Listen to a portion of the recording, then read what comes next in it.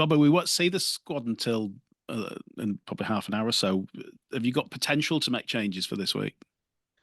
There's a couple lads have come into contention. Obviously, Harvey Levette, who's been out for a while, he's come back. We had some obviously disappointing news about Connor Carr. Connor Carr obviously been out for the vast majority of the season, been very unlucky. Someone who got big raps on, and we're looking forward to him actually progressing. He played really well for Bradford, and he just come back off a few months off. Went training with Bradford, just slipped. Looks like he's out for the season now with his shoulder. So I don't know if someone stepped on a voodoo doll or something this year, but yeah. But yeah, Harvey's back in contention. So we've got one potential. We've got a couple of lads that we're making a decision on. We might lose two from last week yet. So we might have less players than more players this week. Which I don't think. There's a voodoo doll with your face on it somewhere. I think there is, mate. What did Connor slip on? Oh no, he was in training.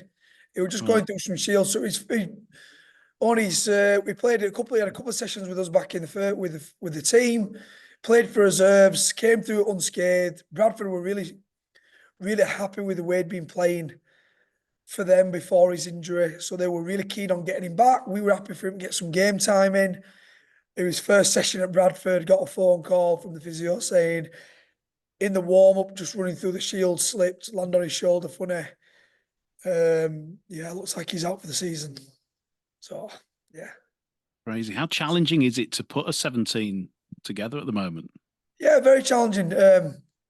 Very challenging at the moment. Yeah, it's probably really training that gets affected quite a bit as well. We're obviously nursing a few injuries anyway, and a few lads have got niggles and knocks. So the 17 is one thing, picking a 17 at the end of the week. But training is obviously the one where you probably struggled with a little bit. We've had Thursday games, a few short turnarounds. Getting players on board just for training has been one of the obstacles. Luckily, in the next few weeks, we have a few longer turnarounds where we're actually going to be able to get some training sessions together. So that'll be nice because it'll give me an opportunity to implement some stuff that, I've been wanting to do really, but it's just very difficult when you don't train, you don't have many bodies on the field. I know you've spoken in recent weeks about the rationale behind not putting too many youngsters in, but does the fact that you're losing more and more players week on week sort of precipitate the fact that you're probably going to have to put or blood some of those young guys sooner rather than later? Well, yeah, and another one as well, I forgot, but Jack Bibby, he did his knee last week, so he's out for the season as well, and he were one, just going back to your point then, he was the 18th man, and Jack was not far off playing the last 3 weeks. He's been very, very close, being 18th man, and doing some decent stuff at Dewsbury. He was probably one player that I'm probably going to give an opportunity to at some point, but he did his knee, so he's out now as well. I think he's going to see a specialist today. We'll see the extent of his injury. But yeah, it's not only the older lads, it's the younger lads, Kieran Rush. I think Kez has been training really well for us as Kez. Been doing some really good stuff. And he wouldn't have been far off playing a couple of weeks ago, but he's only just come back from injury himself, so we need to give him some game time and get him back up to speed, because I'm very conscious after having 2 or 3 months out, you can't just throw him in, in big games. So it's just about getting some training time and some loads into the legs. So that's about 7 or 8 season-ending injuries, isn't it? Yeah. Yeah, look, there's obviously a bit of a review from our point regarding what type of injuries they are and what's going on, but it seems to be a bit of a common theme throughout the league, really. There seems to be a lot of injuries to a lot of squads, and sometimes, in the sport we play, a physical contact sport, sometimes it just happens, and if there's ones that we can avoid in the future, then we're looking at ways and means of doing that. And if they are just freak accidents, and sometimes that's just the way it goes. To that end, did you come close to bringing anyone in ahead of the transfer window? No, I said before, so we spoke about a couple of names, and there's some conversations with me in the club, but yeah, it's the way things transpired and the positions there was, and I think everyone was fighting for the same players, if I'm honest. And obviously, it must be a hard sell to say, come. If you've got a club that's probably in the playoff position, it's probably an easier sell to take them there, isn't it, than to come Oh, to Huddersfield at the moment. Yeah, don't get me wrong. Obviously, when Warrington are flying high at the top of they've done great business. Let's be honest. Luke Yates is an 80-minute middle. You don't get many of them around. And then they've brought in Bateman, who's season pros, won things, who's played in the highest competition. He played international, he's played NRL. So when they're bringing them players in, obviously it helps. But I've been really positive about it. And we've put a positive spin on it itself. A door's shut for certain players and it's open for other ones. And I think Fenton probably wasn't getting a look in at first, but he's opened a door for him. He's took his opportunity. Aidan McGowan's took his opportunity. So yeah, we're using it as a positive, and those blokes, the ones that have come in have really stepped up. So fingers crossed that can continue. Has Clune got a chance for this week, or is he? I hesitate to ask. Is he another one who's done? You're shaking your head. No, he's not. He's not done for the season. It's been positive news, as in he's not done for the season. It's more of a 3 or 4 week, depending on how he. That's almost the season. How his rehab goes, but yeah, he's not a season long. He's not a long injury. He's literally just 3 to 4 weeks, and he should be back in contention. Just very much an aside. Did you see Jake Mamo came out of retirement? I did see that. Yeah. He's gone to the Hurricanes. Yeah. I did see that. Yeah, I didn't see that coming either. Not sure he probably did, to be fair. No. He's very.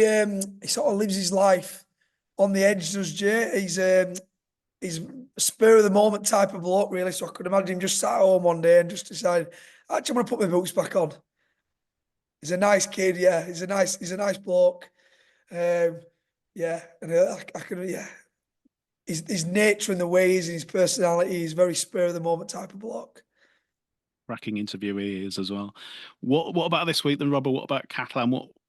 What do you expect from them, given the fact that I think that Bernard Gauche, the chairman, said that they were ashamed of the defeat at London? What do you think you'll get from them on Friday?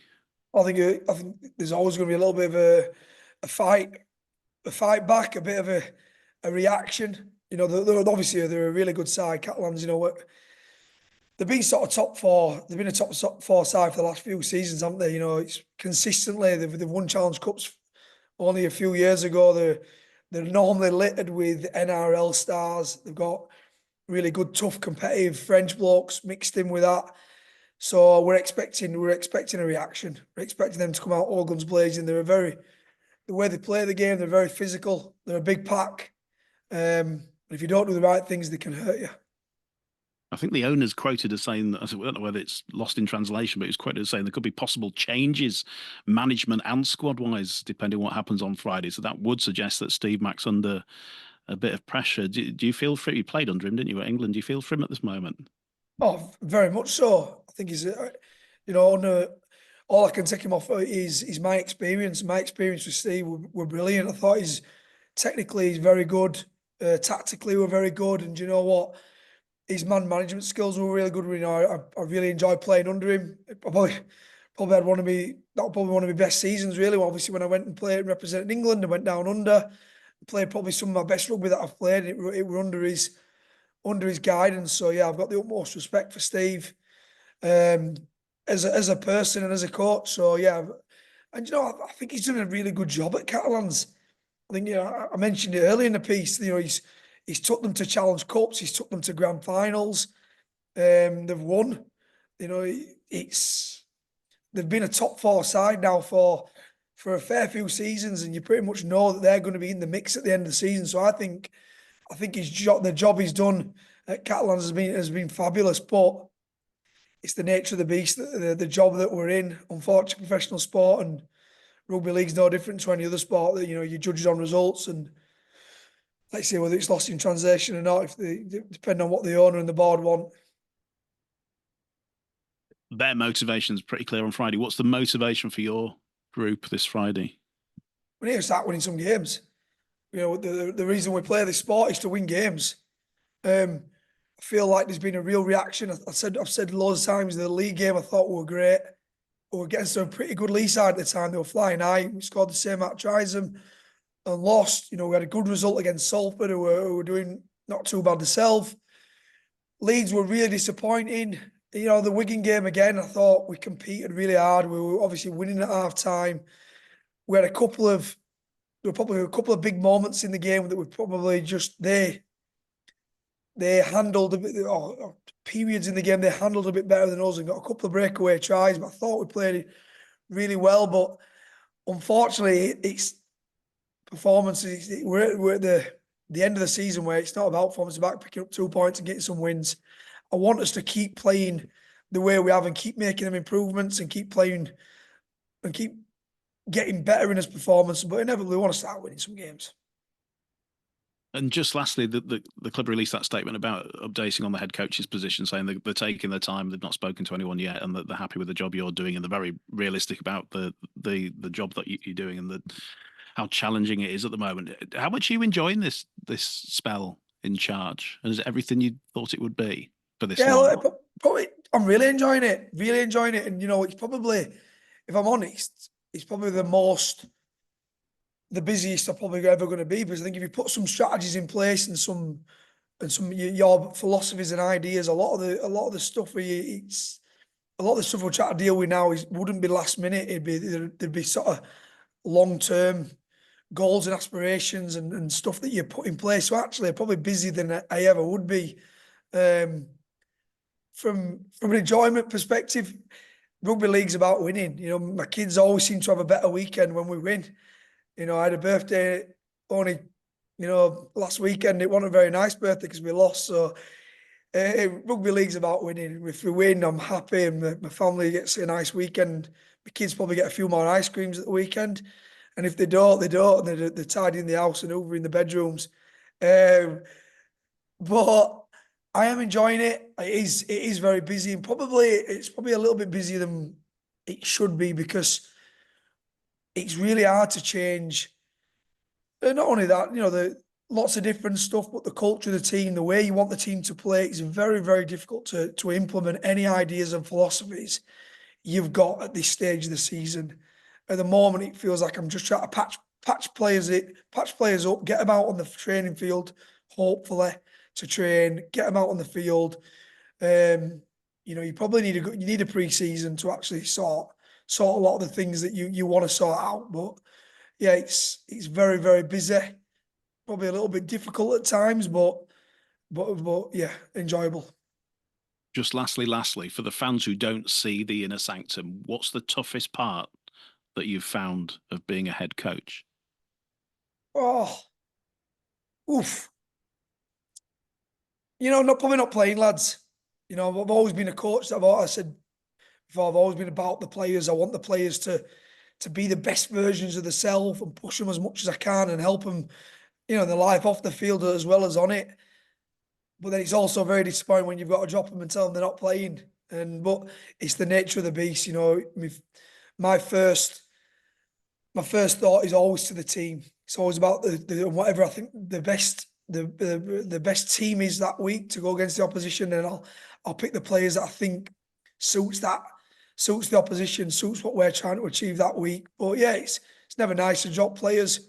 You know, you're trying to improve them and make them better players for 3 or 4 days of the week, and then there's one day of the week you tell them they're not playing. So, but it's the way it is. I'm comfortable with it. Good answer, my friend. Good luck on Friday. I'll see you on Friday. I'll pass you over to Matt. Thank you very much.